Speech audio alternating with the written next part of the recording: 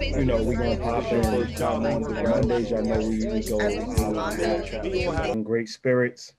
Let's get it started. Today we're discussing why accountable love. Now, everyone that has been tuning in for the last few months know that we believe love is a group journey, right? So as love snobs, we believe that everybody should be a snob when it comes to love. Love is a faith that must be understood and practiced before the relationship is deemed equal and healthy. So why accountable love? Because it's a practice of faith, a structure. The love snobs teach their builders that accountable love is the foundation of love, of a loving, supporting village. So, it's accountable love is consists of four principles: honesty, trust, dedication, and devotion. So first off, before we get too far into the definitions, things of that nature, we want to ask, Jasmine and April, when you think of or you hear accountable love, what do you think of? Can you hear me? Yeah, I can hear you. Yeah, well, so accountable love is basically love.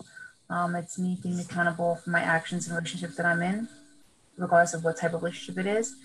And it's also the other person being accountable as well. And just growing in accountability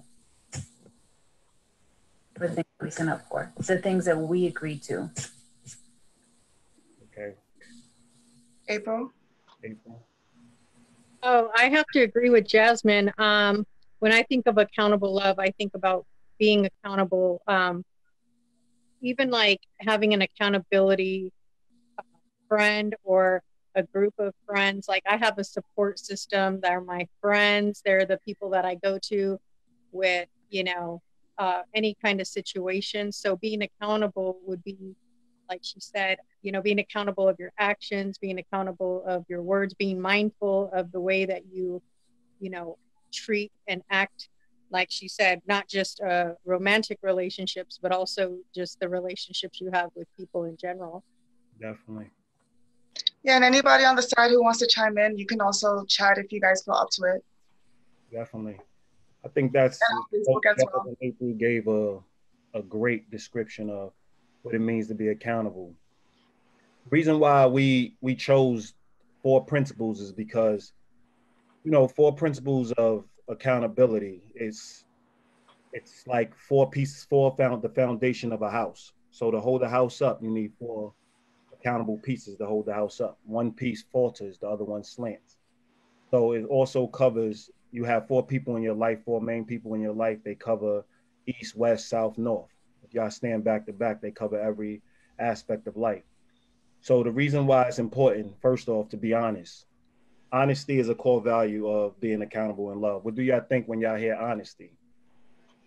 Transparency. Keep everybody in the loop. I think of transparency, vulnerability, not just honest in what you think is honest, but really being honest with yourself first. So I think a lot of times we could trick ourselves into, we don't want to, we know we're fighting a feeling or a thought, yet we'll still say something that we know the other person might want to hear.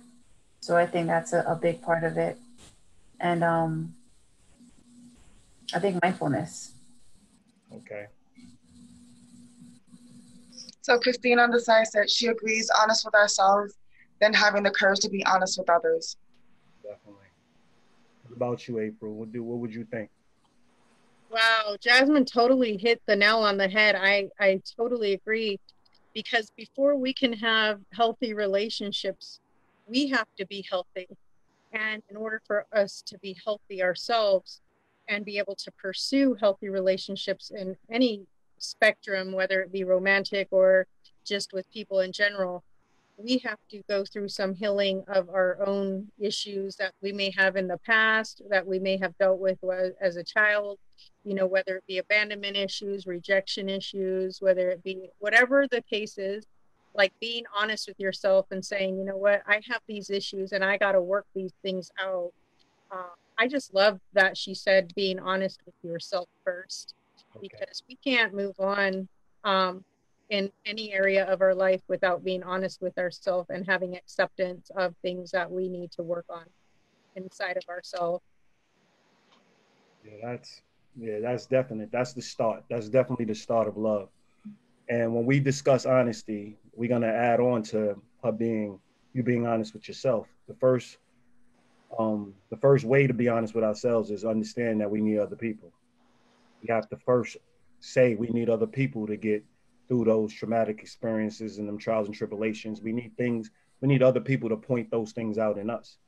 So a big part of being honest with ourselves is not, isolating yourself from other people, but actually walking towards other people and relying on your support to support you when you are going through trials and tribulations. So a lot of people think being honest with yourself starts within you, but it starts with actually saying, I need help, I need support, I need to reach out, and being very vulnerable when it comes to your relationships. And go ahead. Go No, ahead. I was gonna say, or not even. Yes, that's a start. So, but also being open to people giving you the people that you love giving you unsolicited advice or saying to you that they see something wrong, they see that you are hurting, they see that you need support, they see that there's something broken in you, to start the dialogue as well, because it's not always us going out saying I need that support, right? Or being honest about saying I need that support. It's also people seeing something in you that you may not see in yourself. Like, hey, you've been walking around as if you've been depressed for, I don't know, X amount of time. And you may think that you haven't been. You may think that, you've been a little down, but not to the point of depression or not to the point of you're not totally being yourself. And then somebody else would have to bring that to your attention. So it is important to have other people around that's going to address those things.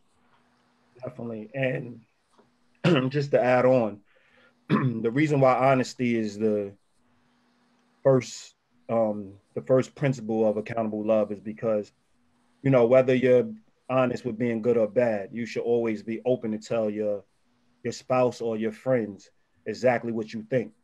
Now, we don't want to confuse honesty with truth.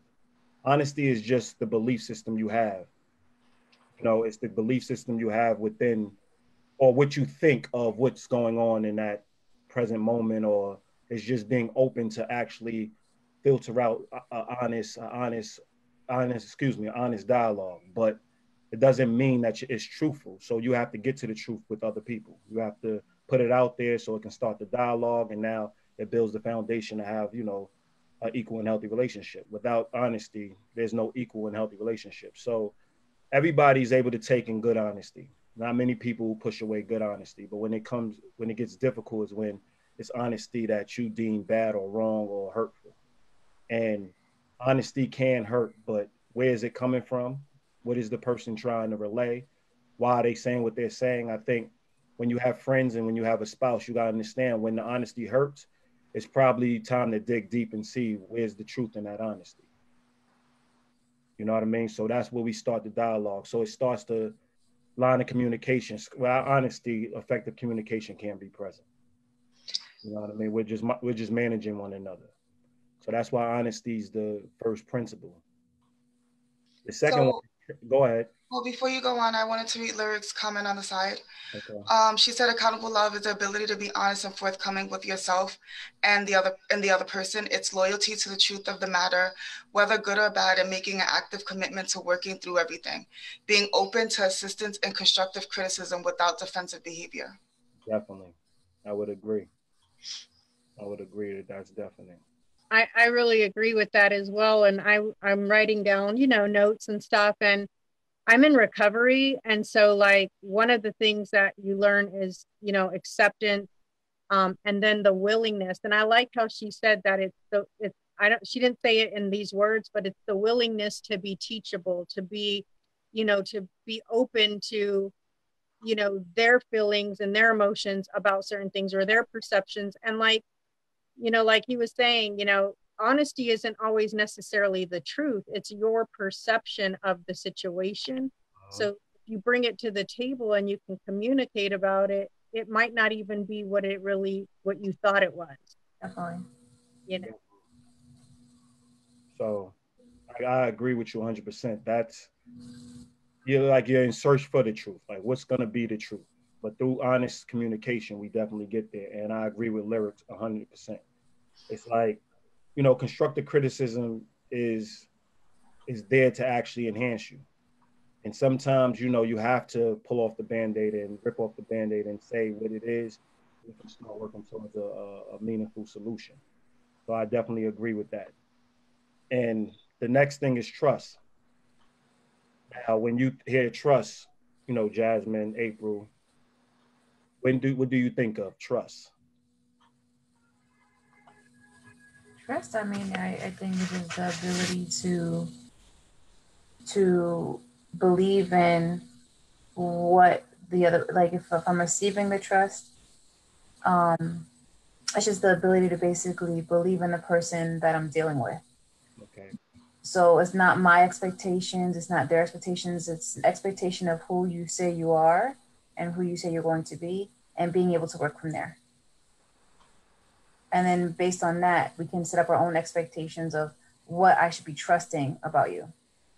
So even if you say, well, I'm not gonna tell you, I'm gonna be speaking with other women. I'm not gonna tell you how many. I mean, ultimately, you're not telling me to trust you to be monogamous. You're telling me to trust that you're gonna be a cheater. Mm-hmm. And so it's just being honest and knowing, like, whoever you are, being believable to that. Okay. I agree with that 100%. April? I also agree with, I don't know if you guys can hear me. Okay. Yeah, I also agree with that statement, that it's being able to believe that the other person is being truthful, upfront, and honest about whatever it may be that you guys, have to lay out on the table. Feeling secure. Trusting is feeling secure, that not necessarily in regards to that they're loyal to you or committed to you, but that they're telling you and the truth and being honest and open about whatever it is that you guys, I guess, whatever the arrangement is of that relationship, basically.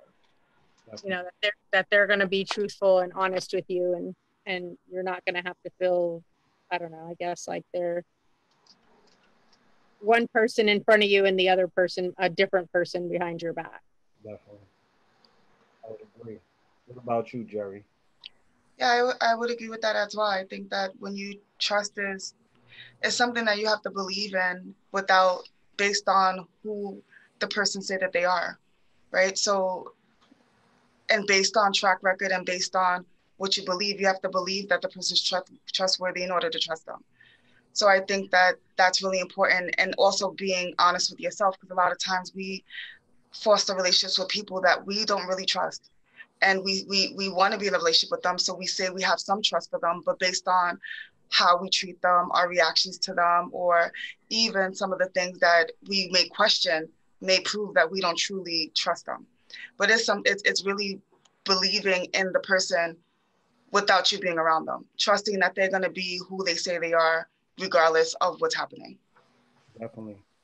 And Christine said, conscious conversation, trusting the people that you love you too, and that the relationship is strong enough to handle the information being provided or presented. So yeah, that all deals with trust. So we all agree that trust is dealing with the faith, is dealing with the security that the first principle is being carried out. So no matter what goes on in a day where somebody's not around you, regardless of the fact, they are going to come home, or when they're around you, they're going to make sure they're honest with you, whether they were consistent with the agreements within the relationships, or they broke the consistency of the agreements that they signed on to for the relationship. So it actually gives security. So a lot of people really discuss how we all have human error, like we're not perfect. But what makes a person trustworthy is the fact that they not only acknowledge that, but they do their part by actually not making the same mistake again. You know what I mean? And they're honest about the mistake they made. They give you choice. So trust is synonymous with choice. It gives you choice. It makes sure that you're clear. Like you can't control what another person does, but you always can be on the same page with the people because you always know that they're going to tell you straight up what they do behind your back. Go ahead, Jazz. Just to add to that, something that you said just reminded me of how consistency is also really important because, you know, when you say you are whoever you are, if you're saying that and then the next day, you know, you can be that, but then the next day you're not that, and then you go back to that, it's like you could be that half the time. But then can I really rely on you or feel secure in that fact that you're inconsistent? Definitely. That person, you know, you might not even realize how inconsistent you are. You know what I mean? But you believe that you're this. So I'm saying, hey, I'm reliable, but then, you know, I keep showing you that I'm not reliable. You know what I mean? So sometimes it's like I think Christine, I don't know who said it. Oh, lyric from what I'm reading, it's saying and presenting yourself how it is. Like your actions should match your words. So consistency is really important. Definitely. Well, yeah, that's what for all the viewers on Facebook that can't read what's going on Zoom, but yet Lyric said trust is a safe place created between two people who've proven themselves worthy of handling your vulnerabilities.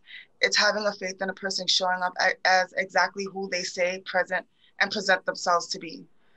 But yeah, you hit it, you know, when you said a couple of things there that Jasmine pointed out, but yeah, being able to be vulnerable with people and knowing that they're gonna always have your best interest at heart, and you can truly be who you're gonna be, and they're going to treat you accordingly. They're going to treat you with respect and they're going to do right by you. I think people are often also afraid of being vulnerable because they're afraid that people are going to take advantage. But if they take advantage, then they're probably not the people for you. So, you know, a lot of times we hold our cards, you know, close to our chest because we're afraid to let certain people in. But what people fail to realize is that when you put your cards on the table and somebody takes advantage of you or still looks to cheat or looks to do certain things, then you realize that they're not the people for you anyway. So they're doing you a favor. By you protecting yourself, you're prolonging the whole entire relationship because if you're not even allowing them in to see what they truly could do. Definitely. So the people that you are around the most and the people that you're vulnerable with are the people that can't take advantage of you. The question is, are they? Definitely. I mean, and to go back to honesty should weed out all the wrong people for you. Like if somebody can't be honest with you, they can't live a lifetime or a long-term relationship with you. Because at some point that honesty or that lack of honesty is going to destroy the relationship. So if you're steadfast on the first principle, honesty, you're expecting it. It's an expectation. It's a prerequisite. So when you're having a discussion with somebody, even if you meet them for the first time or 10 years in, if they have an inability to be honest, then you have to reevaluate the relationship. So trust can't even exist if a person has an inability to be honest. You get what I'm saying? So trust is already when you're actually now deciding to be in a relationship, because why would you commit to somebody you can't trust? So trust is the commitment. Once you're ready to commit, it's saying, I trust you to be in my best interest. I trust you to go through life with me. I trust you to have a long-term relationship with you. So they shouldn't get past honest. They shouldn't get past the stage of honesty and into the trusting stage until they're fully honest. That's how you gauge it. But trust is just security. It's like now I feel secure. I'm willing to invest. I'm willing to fully invest. Because when you give the title of friendship or you give the title of spouse, you know, that's an investment. That's a lifelong investment. And it's saying that not when we're together, how we're gonna maintain relationship, but we're not gonna be together all the time. And how you conduct yourself when we're not together is a big part of our trust and a big part of our faith. Mm-hmm. Right? I did mention in the chat that to me, trust equals integrity. Oh, definitely. It, like, you know, you said you should be able to feel secure that the person is being loyal, is being committed, is being honest when they're out and about doing whatever they do. And like, I'll give you an example. Like if you're in a relationship and that, you know, that person gets off work at 5 o'clock in the evening and, you know, they didn't get home till 6:30, 7 o'clock. There's this trust that you have with that person that, oh, okay, they must have stopped at the store, or maybe they even gave you sent you a text, because see, part of trust also is communication. So if they're going to leave you hanging wondering like, what is that person doing? They're going to be upfront with you and be like, hey, I'm stopping at the store. It's going to take me a minute to get home. So there's that trust that you're building when you can communicate and say what's going on, when you can let that person, give that person, what do they call it? Like, I'm trying to think of, there you go, you know. So it's like, at the end of the day, you know, there's that integrity, like, you know, that person is acting accordingly when they're behind your back, you know. And they're keeping you abreast on the discussion. I mean, and what you just said, I would say integrity fit more into honesty. Like, you can't necessarily, like, you know, you're not going to trust somebody until they're honest. And when they're honest, it shows a form of integrity. If they did something to you and they're honest with you about it, it shows that they have integrity, because it's not easy to say. You know, it's not easy to come clean. It's not easy to be honest. That's not an easy attribute. So when you have somebody who's consistent, even if they're going to hurt your feelings, even if they're going to be honest, you can rely on it. So I would say, you know, integrity is more synonymous with honesty, but it all coincides. It all deals with trust. But you did segue to dedication, which is the next attribute, which is the next principle. And dedication is basically prioritizing your relationship. You know what I mean? That goes back to what you said about making sure that you text. If you're accustomed to something and it's consistent, you want to maintain that consistency. That's what keeps people in that secure spot, in that secure place, that trust. But you have to be consistent. And in that consistency, it's, you know, structuring the agreement. It's investing in each other's life positively. It's, you know, believing in the whole above the individual. It's, you know, maintaining open lines of communication. You know what I mean? Dedication is a daily commitment to strengthen our relationships. Not just work, it's purposeful. So we hear a lot of people talk about, you know, oh, I have to do this with my friends and I have to show up and it's not a have to. If you don't find it meaningful and you don't find it purposeful, then you're not putting in the work. You're at a disadvantage. So giving that consistent text and reaching out and, you know, just making sure you check in on a daily basis to make sure your friends are doing well and showing that dedication and that commitment to your relationship shouldn't be a job. It should be something you deem purposeful to understand what's going on and maintain the relationship you have. So dedication is an indication of, because somebody could be honest with you and you can kind of trust them, but they can still be an acquaintance, right? Because you know who they are, they're honest with you, but y'all don't share things, y'all don't have things in common, y'all don't have the same energy when it comes to the relationship. That dedication says, okay, we have the same thing to put in, we have the same energy. But that also tied that also, say that again, sorry, you was telling me. Go ahead. No, I was going to say, what does everybody think of it? But you already. Oh. That also ties into knowing what your priorities are within your relationships as well. Definitely. If you don't take out the time to set out priorities, then no one's going to know what level of dedication you're going to put into the relationship or what level of effort. So when you are connecting with people, and we often do, like, you know, sometimes we feel closer to others to one person than another, but it's where do they fall within the priority list?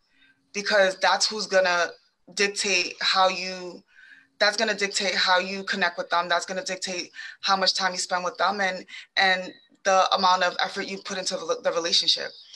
And you should be also forthcoming and honest about that too. Definitely. Like, you can, you know, just say that there's levels to it. So yeah, you're cool, but these other people trump you. So if there's something going on with them, then I'm going to make sure that they're good before I could even move on to hang out with you or move on to do things with you. And that should be established in the beginning. So knowing your priorities is the first thing. And then you can now decide who you want to devote your time to and be dedicated to, because again, you're going to be resentful or feel like you're spreading yourself thin when you don't set those parameters and those boundaries and communicate that out, because then people are going to think that they deserve or all of the parts of you and all of the time with you, and that may not be the case. So there may be this added pressure that you're adding to your life without adding that little piece of who's a priority and who really isn't, or just the levels of the priority, and being honest about that. What do you guys think about that? I mean, I think clear communication about, like you said, what the expectations and boundaries and parameters are of that relationship. You know, like just what is it that we're doing here? What is the purpose of this relationship? Are we just going to be friends? Are you trying to be my bestie, or are you trying to be my girlfriend? I mean, like, what are you doing? Because like you said, some people can get confused if they have a interest in you more than what you have in them, but you have to be open and honest to be able to talk and discuss that, you know, like, where are we going in this relationship? Like, what is the purpose of this relationship? What are we building here? You know, so that way they're not investing more than you, or vice versa, that you're not investing more time in them and they're not really investing. Yeah, and I also think it's important to communicate, to like actually, like you said, to like really know who your parties are, and then to communicate that, because in the same token, I kind of lost my family thinking. Oh, we'll come back to you. Yeah. If I think maybe I'll say what inside. Go ahead. No, that's fine. So dedication is basically the practice. It's the daily practice that you wake up every day with the intention to enhance the people's lives around you. We all wake up with bad days. We all wake up under the weather. We all wake up, you know, like things happen that transpire outside of our control.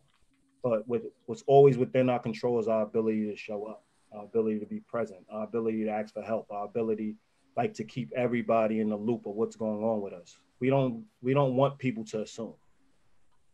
We don't want people to start, you know, coming up with thoughts that they can't address. You always want people to have a full understanding of what's going on with you. So that dedication is, you know, you always hear people, you know, sometimes you got to keep secrets. That's not dedication. Why are you building secrets? Why are you building secrets from people that you truly care about? If something happened to you and there's things that people don't know about you, they can't fully advocate for you. They can't fully be there for you. You put them at a disadvantage. So you always want to be dedicated. And there's so many things we see out there that say, you know, take your time and do things for yourself. And yeah, you can do that. But at the same time, express that you need that time. Express why you need that time. Like, it shouldn't be a job. It should be a commitment to keep everybody in the loop of what's going on with you. So everybody knows and we're all on the same page, because being on the same page is the most important thing when it comes to having your relationships. And that dedication is that practice. It's the practice in doing that. Yeah, so I just want to cut in. So just to tie in what you were saying to what I was going to say, because I do remember, was in fostering that communication, it also kind of challenges the relationship that you're in, right? Because then the person can decide, well, if I'm not your friend and you don't consider me your friend, what can I do now to become your friend? Because I really want to be your friend. You give choice. Partner. Yeah, so it gives me a choice to say, actually, let me work harder to be in this new space that I have the possibility of being in. Or, you're not really where I want to be, so I'm gonna pull back. You know what I mean? So choice is really big when you're able to communicate that and really show me how you prioritize me and how I also feel about prioritizing you. And that ties in obviously dedication, because then that means that now I'm going to show you, I'm going to choose to be dedicated to you. So now you know what to expect, you know, so it's kind of like it all connects. So it's a full circle. Definitely. It all ties in. Yeah. And you know, the last principle is devotion. When y'all hear devotion, what do y'all think of? Devout Christian.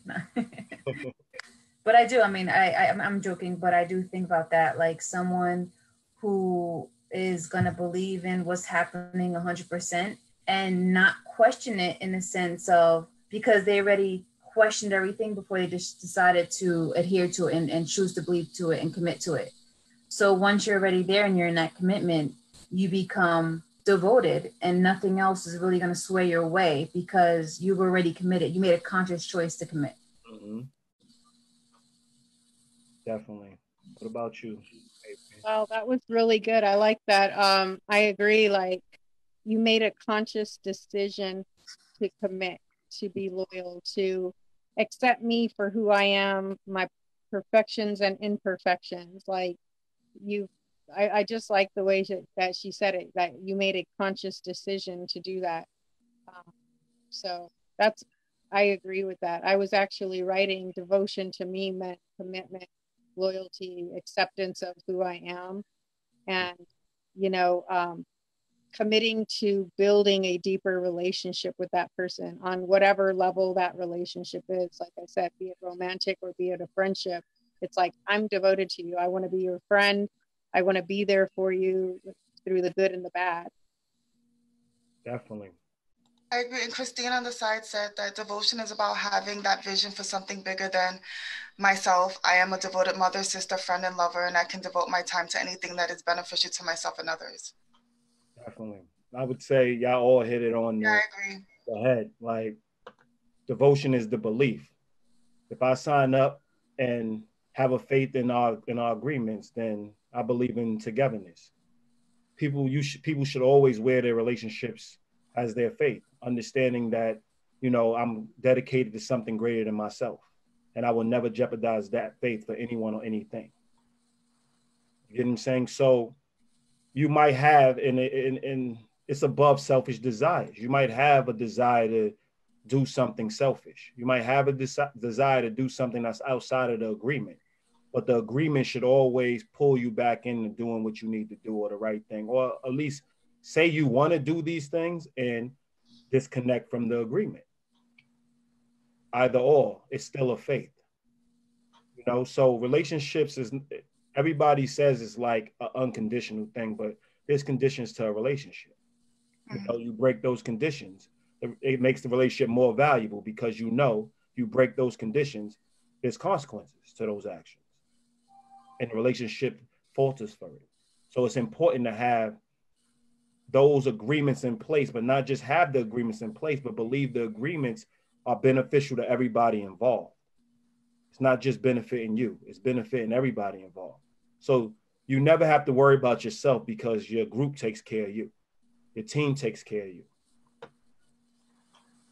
So I think to have those four principles and to go through those four principles is very important. Like Larry just said, you know, devotion is loyalty, commitment, love, enthusiasm.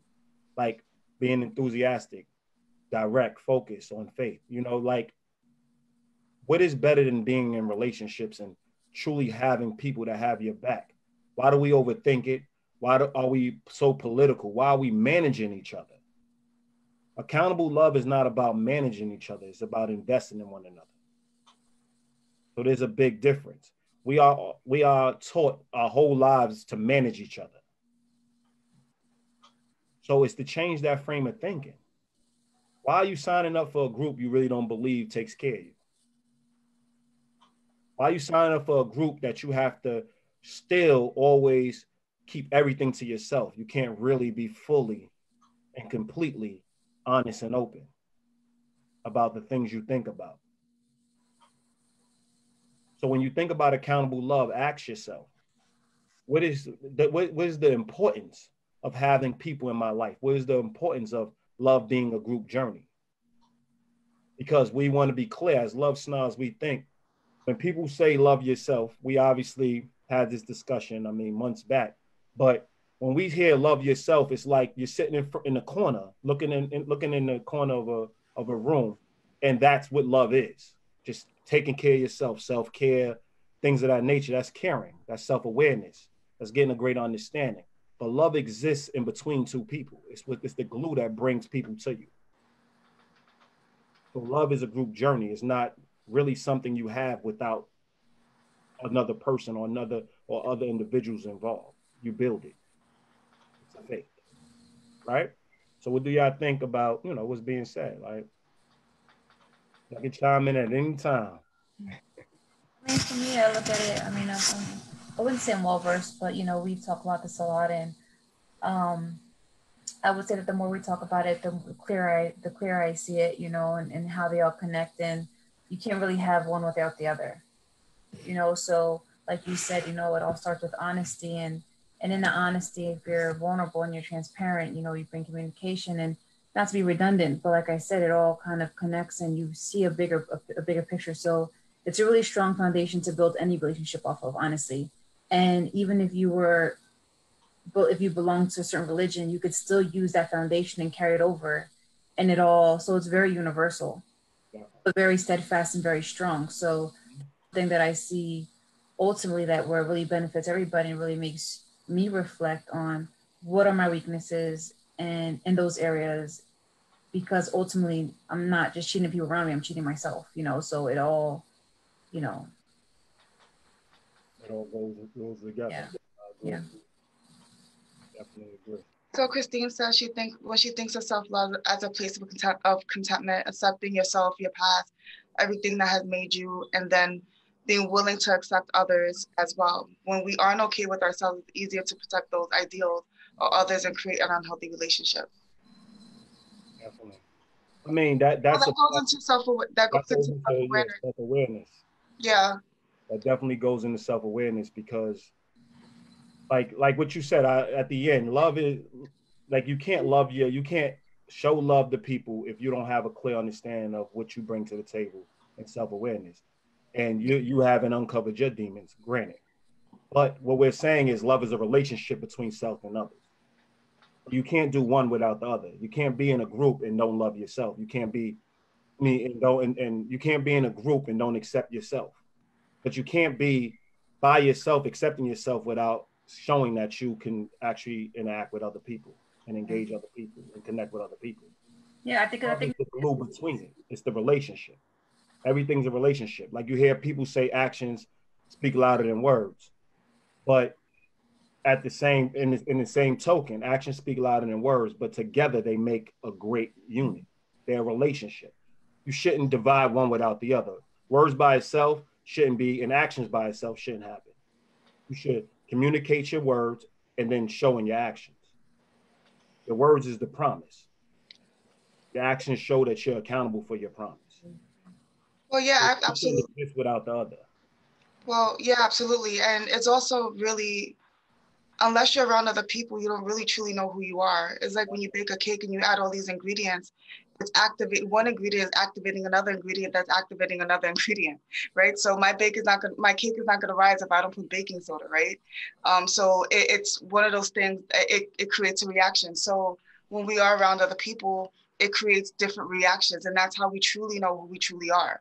Mm-hmm. Because if I'm sitting in a room by myself, going over things by myself, it's not really creating the same reaction as it would be if I'm sitting in a room with Jasmine and she's saying something to me that may trigger a thought, a feeling, whatever it is, or she's asking me a question that challenges me. It's not going to be the same as when I'm challenging myself. It's not going to be the same reaction. She's not going to get the same reaction. I'm not going to give myself the same reaction. So it's really, important to be around people because you get to see who you truly are. Who I am by myself is not the same person I am with other people. I agree with that, and on even just to add to that, it's like it's so universal. Like even when you think about a book writer or anything, like they need editors. If you try to reread your own work, you're reading what you put out, you're reading what you think you said, not actually what you wrote. Mm-hmm. Well, it is.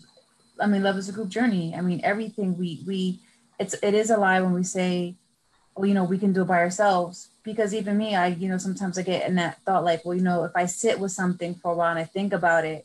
But then as soon as I'm challenged with somebody who I might value or who might have more knowledge than me, I'm back in the same place that I was.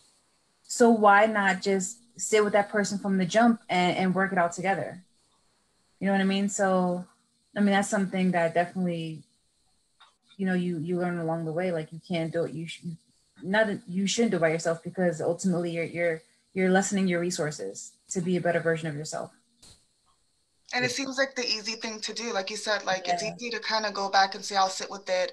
I'll write in my journal. And I'm not saying that those are not good tools because we should reflect, right? Because in order to reflect, we have to reflect to even have the right people around us, right? To even know what we need in our lives, right? But we can't use that as the way to get over things. Because again, it like Jasmine said, it sounds all good in your head. It sounds all good when you write it down on paper. But when somebody else is challenging you with those same things and you can't really deal with that, it shows that you're not where you need to be. And you won't know that until you are around other people.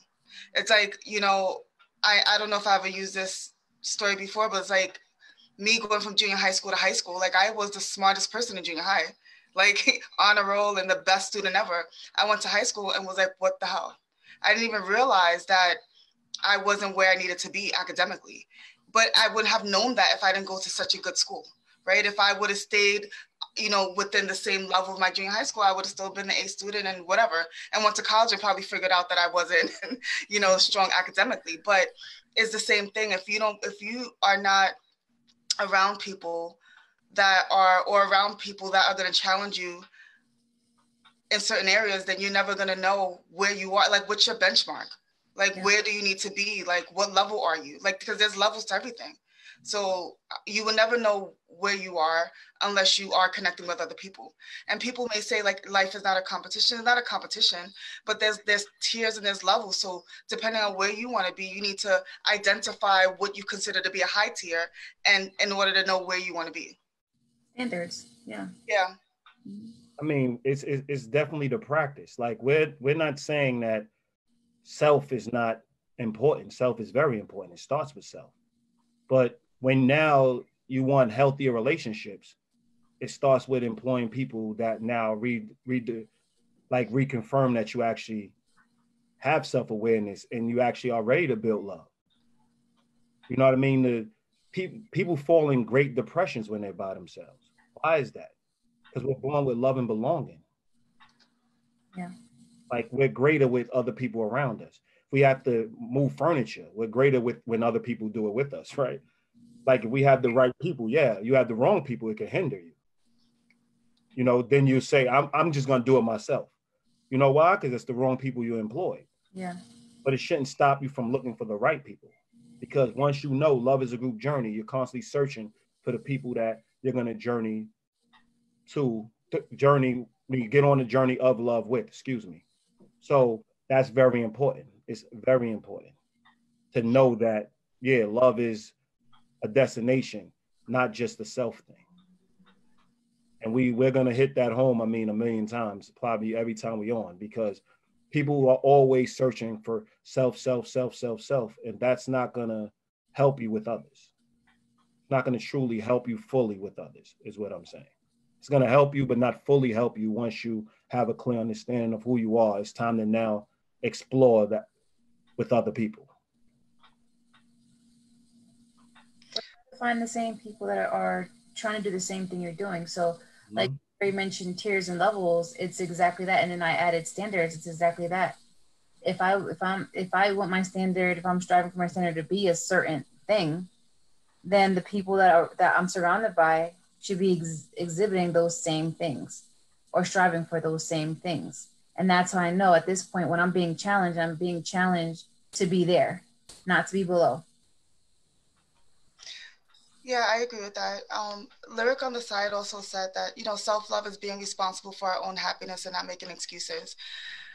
Being reliable and showing up in all of your relationships, not just being present and self-government, acknowledging where you are lacking and saying what I can do to fix this, then doing anything to fix it. Associating yourself with people who look like you're trying to achieve for yourself. Exactly. Sorry, associating yourself with people who look like what you're trying to achieve for yourself. I agree with most of the things you said. That I want to go back to the self-love, being responsible for your own happiness and not making excuses. So yeah, I agree. I think that you should be responsible for what you want in your life and being accountable for all of those things, right? But I also believe that when you enlist certain people in your life, they do add to your happiness. Mm-hmm. So it's when I think of it, it's not being this miserable person, expect the people in your life to carry you, right? And carry you out the misery. You should want to be happy. You should want to be in a good place. You should want to be in a positive place. And that starts with you, right? And then you list people around you to support that and help you get there. But when I say that when I have a group of friends, I'm already enlisting them to add to my happiness. So they are responsible for my happiness as well because they're adding to my life. So we agreed that we were going to do this together. We agreed that we were going to be in each other's lives. So they are a part of what's going on with me. So yes, on one hand, like I said, if I'm sitting around miserable and I'm expecting everyone to uplift me, but I can't get out this dark place, then no. But if we are all in this positive place, like you said about being around like-minded people, and we all in this together, and we're all committed, then yes, we are responsible for each other's happiness. Definitely. And what I want to always bring to the table is what's so bad about saying that somebody is responsible for your happiness? It's uncomfortable. Oh, go ahead. Like, what is the problem with that? Like, if you invest $1 million in somebody and you lose the $1 million, you're going to be unhappy. Yeah. Like, you're investing in other people. You're investing life in other people. So when they're not around, yeah, you're not going to be happy. So it's not a problem saying that somebody is a part of my happiness. And without them, I'm not happy. That's the whole point. That is a strong piece of your life. Yeah. I always thought it was awkward how people will spend time and effort and energy to go and look at houses and look around, make sure it's the perfect house, make sure it's the perfect car, that they're going to be satisfied and comfortable when they're behind the wheel, that there's enough space, or maybe it's going to, whatever it is that they're investing in, like financially, materialistically, but they won't spend the time and effort and energy to invest in making sure that the person that they want to build this relationship with is going to make them happy and comfortable, and that they're going to give into their life and build up their life and get them, like your partner should be somebody who's going to help you grow in whatever areas you're wanting to grow, and they should be there to support you, not carry you necessarily, not be a crutch, but actually just be a person who's going to help uplift you and edify you in your life. And so, like, yeah, it is an investment. A relationship should be the most important investment that you ever make in your life.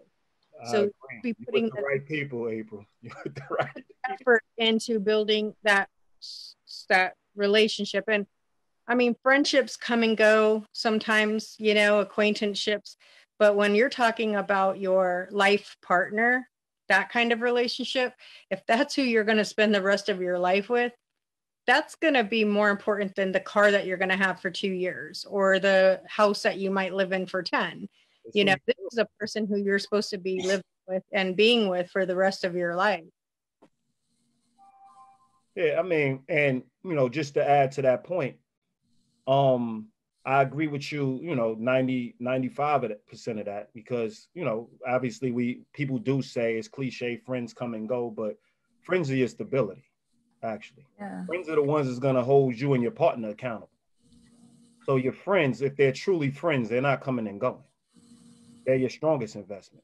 Your partner just is that next level of investment where you're actually going through life with. But if your partner is not your friend, good luck.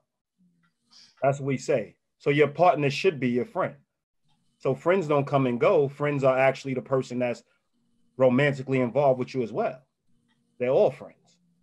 So if you base everybody or base all your relationships around friendship, you have a clear understanding of this person is going to be here for the long haul. Because even when you're friends with your family members, they're a different type of family member. When you're not friends with your family member, they're just there. But once y'all build a friendship, y'all investing in each other's lives in a day-to-day way. So friendship is the catalyst to everything. And that's actually the catalyst to love as a group journey, making sure you have strong friendships. And sometimes those friendships blossom into a romantic partner. But at the same time, the friendship should never die.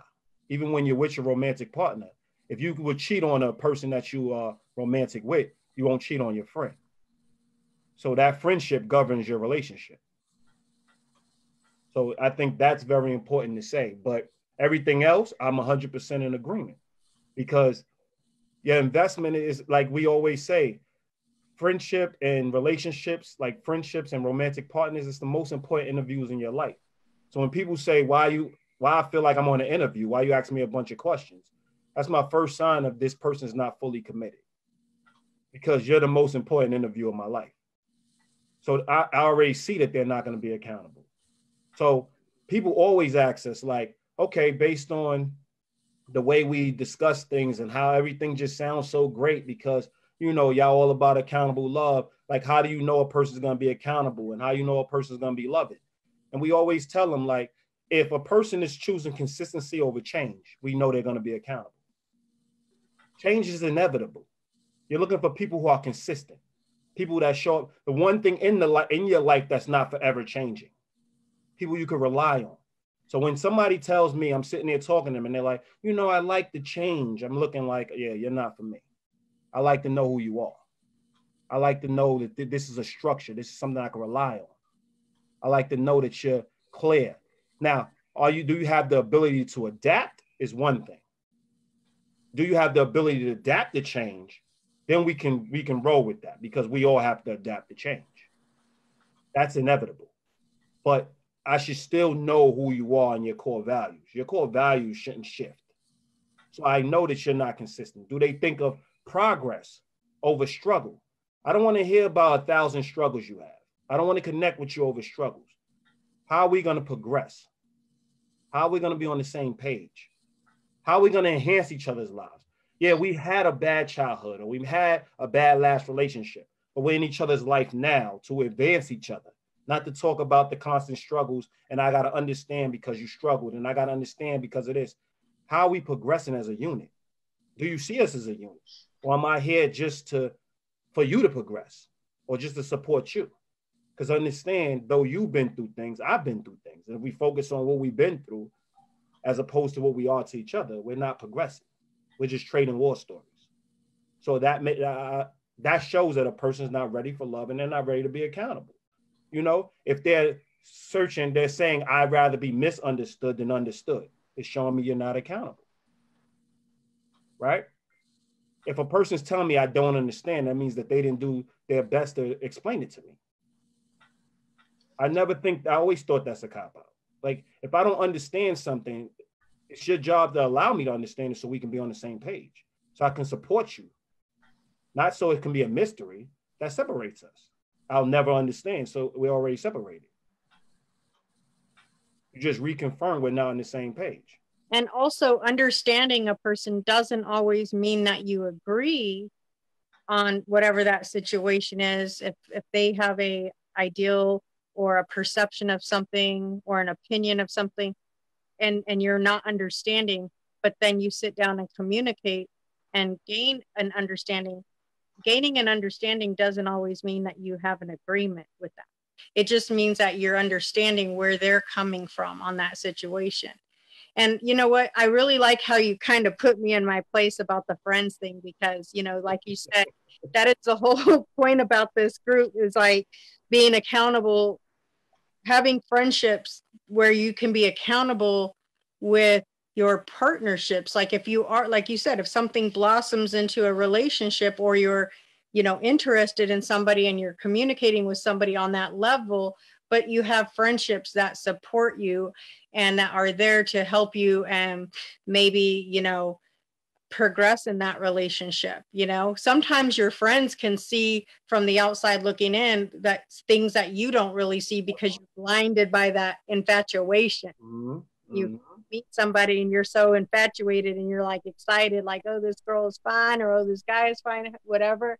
And it's like you're not really thinking always with a clear head, but your friends can see from the outside looking in and be like, yeah, but, you know. And going back to what we were talking about, consistency, like I just put that on my Facebook page. Like, I have to keep reminding people, like, consistency to me is important. If you're telling me one thing, but your actions aren't showing that, then I'm thinking you're just playing. You're playing games. You're playing me. Like, no, like a person who's consistent and is really wanting to build a relationship with me, whether it be a friendship or a partnership, they're going to be consistent in their actions and their words. And they're even with the attention that they give you. Like, I have friends that I text every morning, good morning. They're just my friends, but I always make sure I let them know I'm thinking about them. You know, I hope that, you know, throughout the day, I might say, you know, how's your day going? I want them to know that you're my friend and you mean something to me, you know, not just, you know, okay, you got 5,000 Facebook friends, but you don't say hi to nobody. Yeah, definitely.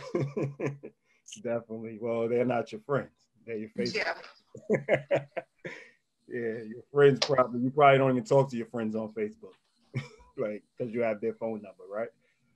So yeah, it's important to really identify those things, like, and are you willing to cooperate? Like, are you willing to come together? Like, people are big on differences. We just had a whole discussion about using the word difference and how it's so lazy. Like, difference is good and bad. I'm just different. It's good and bad. There's no clear understanding of what difference is. So we call that a political word. And somebody says, "Oh, I'm just different." What's different? What's different about you? Tell me what's different. Because if your difference don't enhance the group, then it's not right for the group. Or your difference doesn't enhance me, then it's not right for me. So why is it okay just to be different? Even in our differences, the whole point of building a relationship is because our differences allow us to be the same. It works together. It works well together. So we still looking for similarities within all the differences, because everybody's different, but everybody's not your friend and everybody's not your spouse. They're your friends and your spouse because their differences make y'all similar. It builds y'all up. Yeah. And like, if you look at it like this, like if you're building a car and you have 10 engines, what good is that if you don't have the door, transmission and the, spark plugs? You have to have differences to be able to, have a relationship. Like your differences can enhance things about me that I wasn't aware of or that I need to build me up to my next level.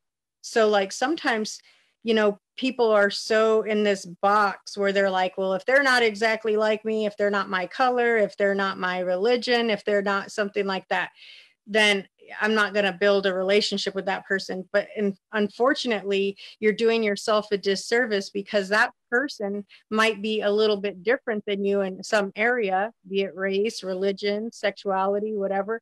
But they may have parts of them that are God's purpose in that relationship is to build you up. At least, I'm coming from a background where I have a higher power that I believe, puts people together for a purpose, builds relationships for a purpose, and it's to enhance you, not to like destroy you or, make your life worse. So I don't know, you got to be open-minded when it comes to people and say, when they're different than what you are, because sometimes those differences can actually be a good thing in your life. Definitely.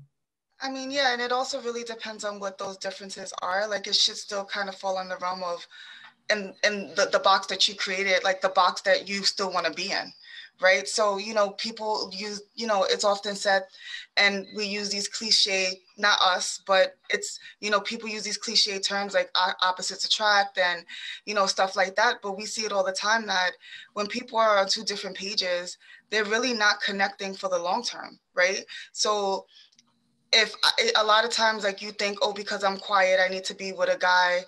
Like, if I'm quiet, I need to be with a guy who's outgoing. That's only all good if I accept the fact that I'm quiet and I know how important it is and I respect the fact that he's more outgoing.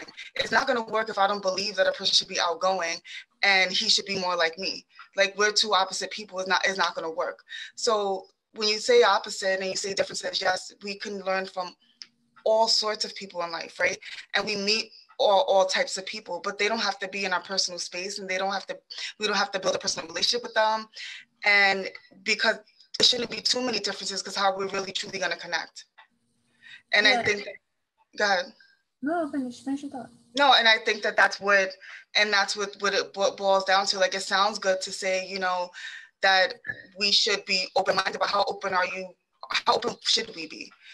Because it really boils down to what you truly believe in, and when you know what you believe in and you know what you want, and now is your focus, and then now is the people that you're going to connect with, and you're not being stubborn or closed-minded. You just know exactly, you have a clear path of as to what you want, and you know how to get there. And not to say that there's not going to be people that's going to influence you throughout life, but you're not going to probably build with those people.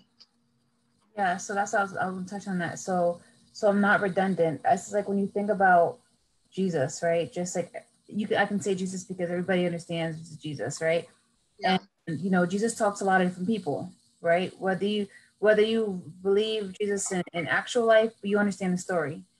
Mm-hmm. He didn't hang out with all the people he was trying to help, or Mm-hmm. that, you know what I mean? So I also, just to kind of hit home that point, I agree with that. It's like we were just sitting here talking about, you know, commitment and dedication and devotion to like-mindedness to help us get to where we need to be. So we're not going to sit here and venture out. I'm not going to be closed-minded. I'm not going to say, well, you know, hey, you know, you're dating a black guy and I'm not going to date a black guy, so I can't talk to you. No, beyond. Let's have a conversation. Maybe we can learn something from each other. But yeah, am I going to build my foundation if I believe, you know, maybe race is probably not the best example to use, but just something that's a core belief, you know, of mine. Like let's say if I didn't believe in that homosexuality was right, I'm not necessarily going to add you into my circle, but it doesn't mean that I think you're the worst person, or, you know, whatever the case may be. So I think it's super important, as we're mentioning, as the 4 pillars. It's like, yeah, you got to narrow your focus and you got to be devout to whatever it is that you believe. But at the same time, you're still a human being where don't be closed-minded to information that you can get or that you can give. You know what I mean? So I think it's like that. There's a fine line. And I think the greatest point we need to point out is we do a bad job of connecting humanity to our personal relationships. Mm-hmm. Personal Yes. relationships, Yeah. we're choosing people. So yeah, though there's a lot of differences out there, we are choosing the differences that allow us to be similar.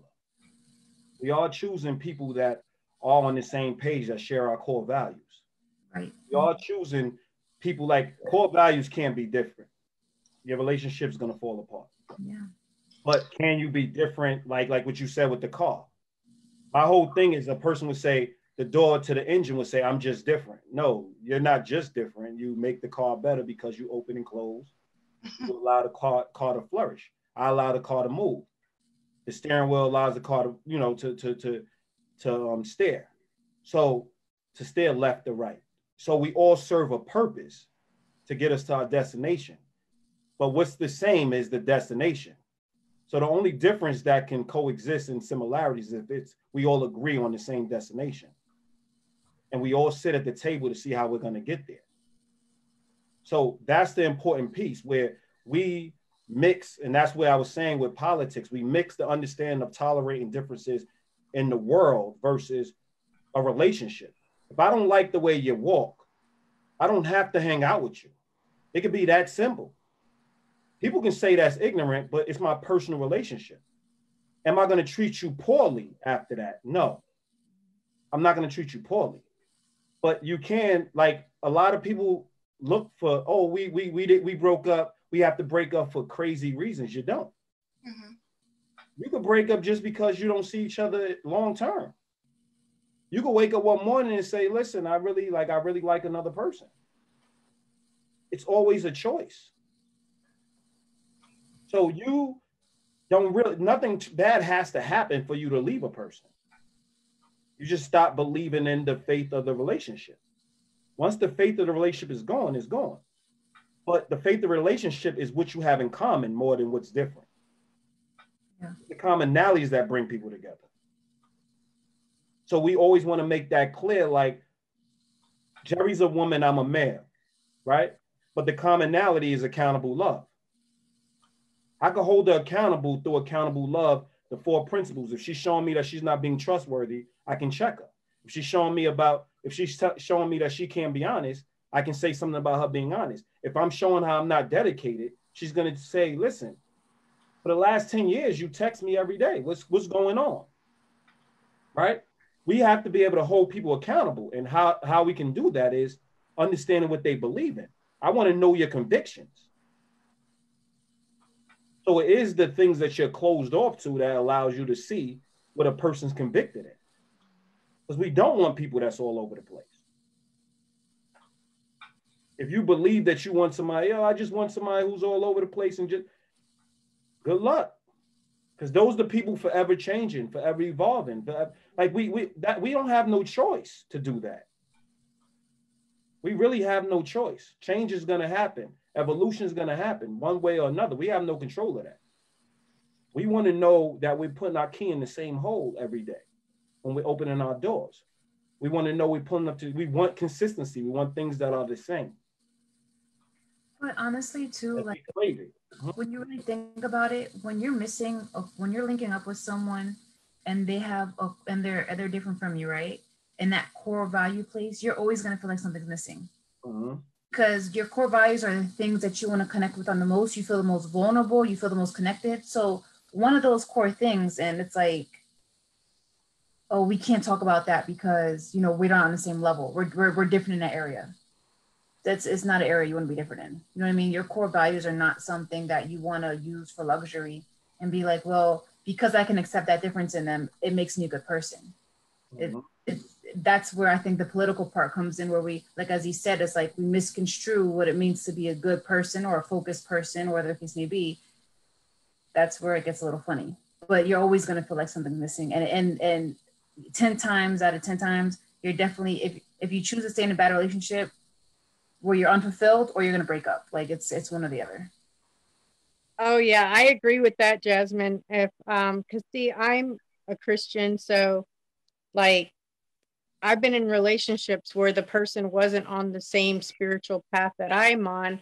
So when they don't have the same core beliefs that you do, whether it be a religious belief or whatever your core belief or morals are, then it really does put a damper in the relationship. And I have to agree, like if you're not satisfied, whether it be spiritually or whether it be, romantically or whatever, you're not getting the attention that you desire out of that relationship or the intimacy. And it doesn't have to be sexual intimacy. It can just be that attention or whatever.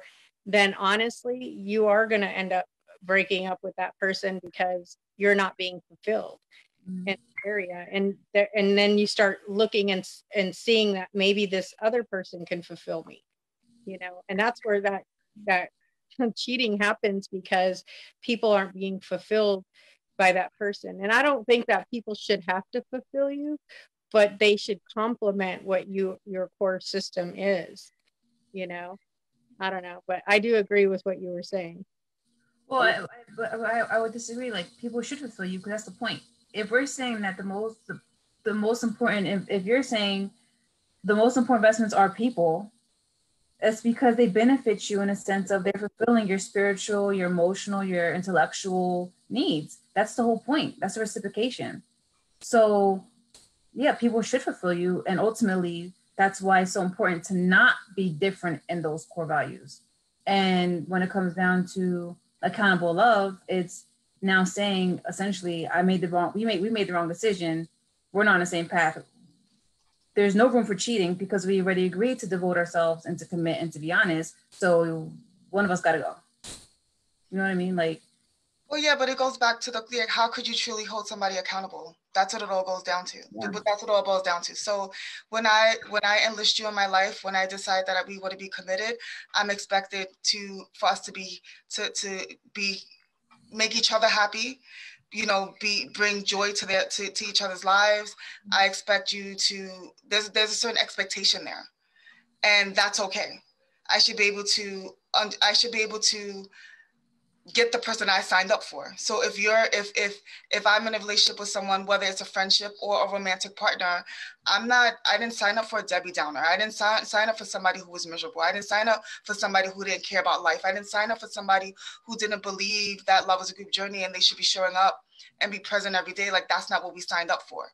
So it's a cop out when you say, it's you're not supposed to be, provide my happiness, but you kind of are. Like, again, like I said, there's a level of responsibility that you have for yourself, obviously.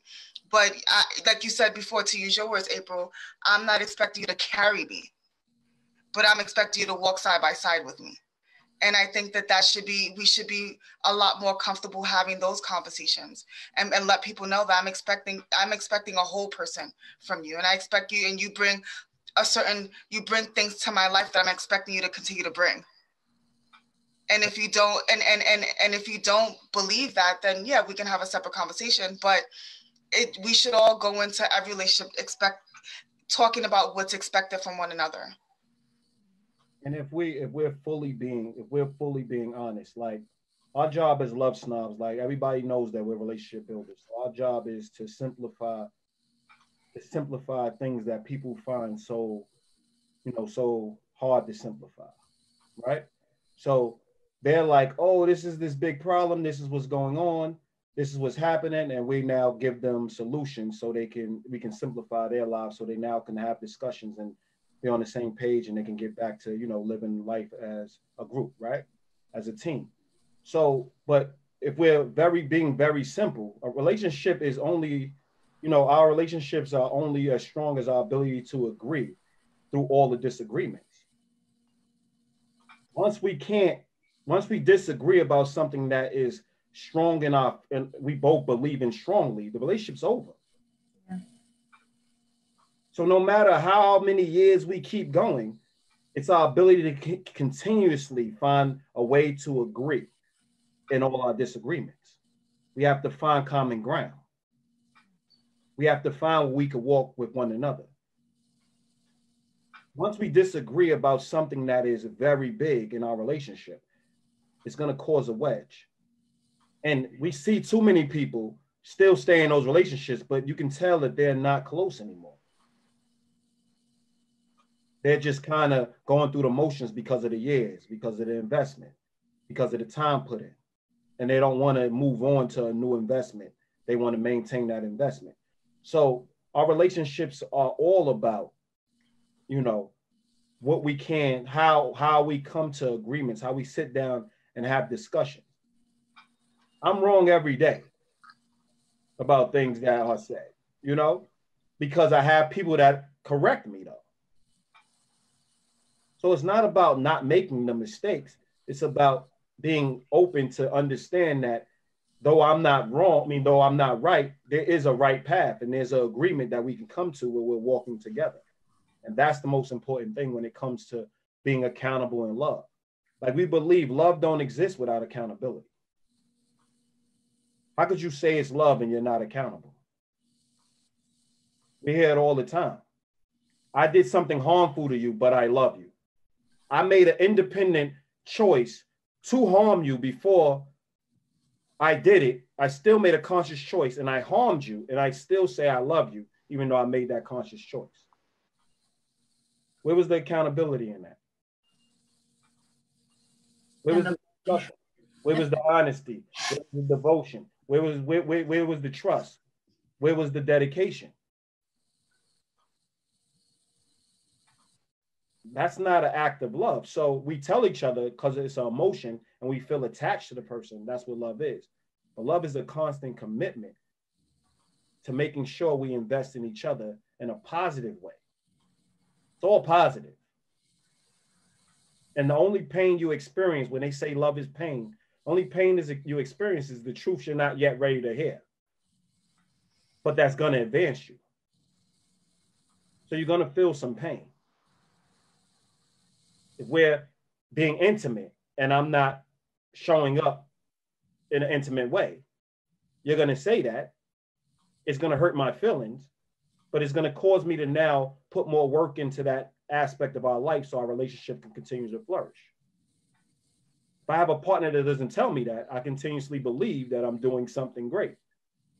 And she would say she didn't tell me because she loved me. How was I able to show love or change that or improve that if you never told me? And that caused a wedge. But it's going to hurt my feelings because I'm thinking I'm doing my thing, right? It's like I think I'm great.